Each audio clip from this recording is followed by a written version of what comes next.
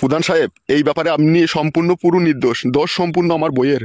তা দিলীপ বাবু, তুমি কি তোমার বউকে খাওয়া দাওয়া দিতে না, নাকি শাড়ি চুড়ি এসব কিনে দিতে না, না ভালোবাসতে না, তাই হঠাৎ করে তোমার ঘর ত্যাগ করলো? শাড়ি চুড়ি খাওয়া দাওয়ার অভাব ছিল না প্রধান সাহেব। এখন তো পাড়ার লোকে বলছে আমার লিঙ্গুর দোষ ছিল। তা ডাক্তার দেখাইনি কেন বোকাচোদা তুই?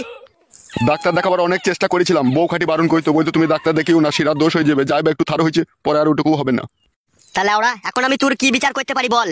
এখন কথা হয়েছে ও মেয়ে তো ঘর ছেড়ে চলে গিয়েছে, আমার মান সম্মান তো সব হারিয়ে দিয়ে গেছে।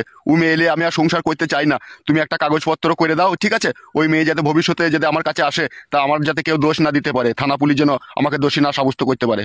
সে তো মানা করে দেওয়া হবে একটা কাগজপত্র, কিন্তু সে মাগি গেল কার সাথে? কে?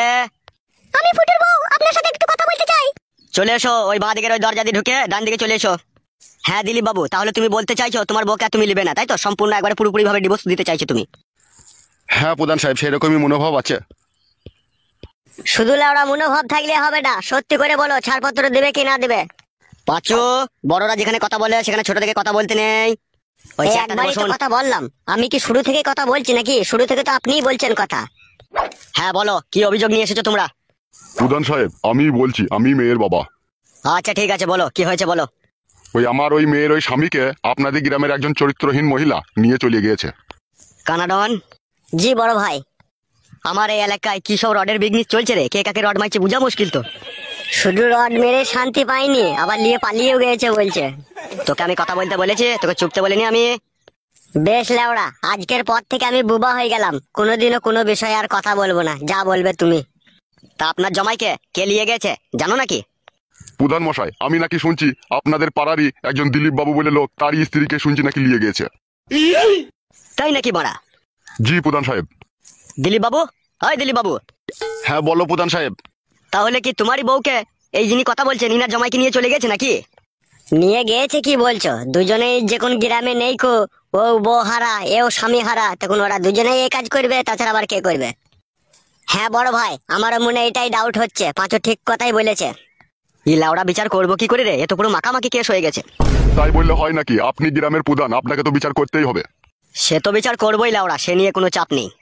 তা হাগো মেয়ে, কতদিন থেকে তোমার স্বামী ওই দিলীপ বাবুর স্ত্রীর উপরে চড়া মারছিল, এটুকু কি জানা আছে তোমার? জানা বলতে আমার এটুকুই জানা আছে, ও অনেক রাত করে বাড়ি ফিরতো, আর যেদিনকে অনেক রাত করে বাড়ি ফিরতো সেদিনকে আমার সাথে ঝগড়া অশান্তি করে আমার কাছে শুতো না। তখনই আমি বুঝতে পারতাম ও কারো না কারোর সাথে কোনো খারাপ কাজ করে বাড়ি ফিরলো। প্রধান সাহেব, তাহলে আমি এখন কি করব বলেন? কি ভাবছেন প্রধান সাহেব, এখন আমি কি করব বলেন? দাঁড়াও দিলীপ বাবু, একটু অত ব্যস্ত হয়েও না, এই সমস্ত জিনিস একটু ভাববার বিষয় থাকে, বুঝতে পেরেছো তো? সবসময় বাচ্চা ছেলের মতো কথা বলো না, ওই বাচ্চা ছেলের মতো বুদ্ধি করেছো বলেই আজকে তোমার বউ হারিয়ে গেছে লাউড়া, চুপ করো। তাই এই মেয়ে, তুমি এখন কি চাইছো বলো? আমি আমার স্বামীকে চাই, আমি আমার স্বামীকে ছাড়া বাঁচতে পারবো না। আর দিলীপ বাবু, তুমি কি চাইছো? আমি চাইছি আমার ঘরের বউ মান সম্মান ইজ্জত ধুলোর সাথে মিশিয়ে দিয়ে যখন পরপুরুষের সাথে যখন সে ধেই ধেই করে নাচতে চলে গেছে, সে তার সাথেই নাচুকু, আমি আর তাকে আমার ঘরে নিতে চাই না। তাহলে দিলীপ বাবু, এটাই কি তোমার শেষ কথা? জি প্রধান সাহেব, আজকের পর থেকে আমার বউকে আর আমি নিতে চাই না। আমি মন থেকে, জান থেকে, প্রাণ থেকে ওকে আমি চিতাতে চন্দন কাঠ দিয়ে পুড়িয়ে দিলাম, ওকে আর আমি ঘরে কোনোদিনও তুলতে চাই না। তুলবি না বললে হয়ে যাবে নাকি বাড়া? গাড় পাকামো পেয়েছিস নাকি লাউড়া? তাহলে আমার মেয়ের কি হবে বে? ধোদা কপাইলে ছোড়া, তোর মেয়ের কি হবে না হবে তুই বুঝগাবে, তোর জমাই লিয়ে গেছে তুই বুঝগাবে, আমি কি বুঝবো বে? আমার বই তো পাকানে ও মোবিল লাগিয়ে দিয়ে পুশ করে দিয়ে যাবে, আমি আর ও পাকান নেবো? বোকা চুদা ভাবলি কি করে বে তুই? প্রধান সাহেব, ইয়ার একটা বিচার করে দেন আপনি। ওবে, তোকে এই মাঝখানে কে কথা বলতে বললো বে? হ্যাঁ, আমি এখানে প্রধান বসে আছি, তুই আমার সামনে ওকে কি কথা বললি বে? হ্যাঁ, ভুল হয়ে গেছে প্রধান সাহেব, বুঝতে পারিনি। এরকম ভুল আর কখনো করবি না, ঠিক আছে? যেখানে বড়রা কথা বলবে সেখানে চুপচাপ বসে থাকবি। আচ্ছা ঠিক আছে প্রধান সাহেব। এই মেয়ে, তুমি আমার কাছে একটা স্পষ্ট কথা শুনবে কি বলো? হ্যাঁ শুনবো, বলেন। তোমার স্বামী তো দিলীপ বাবুর বউকে নিয়ে চলে গেছে, সে এখন 6 মাস পরে আসবে কি 1 বছর পরে আসবে তারও কোনো ঠিক ঠিকানা নেই কো। এখন তুমিই পারো তোমার স্বামীকে তুমি খুব তাড়াতাড়ি করে ফিরিয়ে আনতে। আমি তো ফিরিয়ে আনতে চাই প্রধান সাহেব, আমি আমার স্বামীকে খুবই ভালোবাসি। তোমার স্বামীকে যখন তুমি নিশ্চয়ই ভালোবাসো, তখন এই ভালোবাসার সাথে তোমার সতীনকেও মেনে নিয়ে কিন্তু তার সাথে সংসার করতে হবে তোমাকে। তা কি করে সম্ভব প্রধান সাহেব? আমি টাকা পয়সা দিয়ে জমাইয়ের সাথে মেয়ের বিয়ে দিচ্ছি, আমার মেয়ের সাথে সংসার করবে?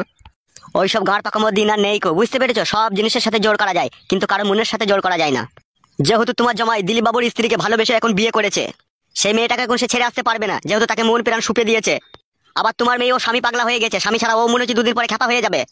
তা এখন সবাইকে ভালো সুস্থ রাখতে গেলে তোমাকে এখন এই মেনে নিতে হবে। এই মেয়ে শোনো, তোমার যৌবনে জ্বালা তোমার বাপ বুড়ো চুদা বুঝতে পারছে না, তুমি তো বুঝতে পারছো, তুমি আমার কথাটা শোনো। হ্যাঁ প্রধান সাহেব বলুন।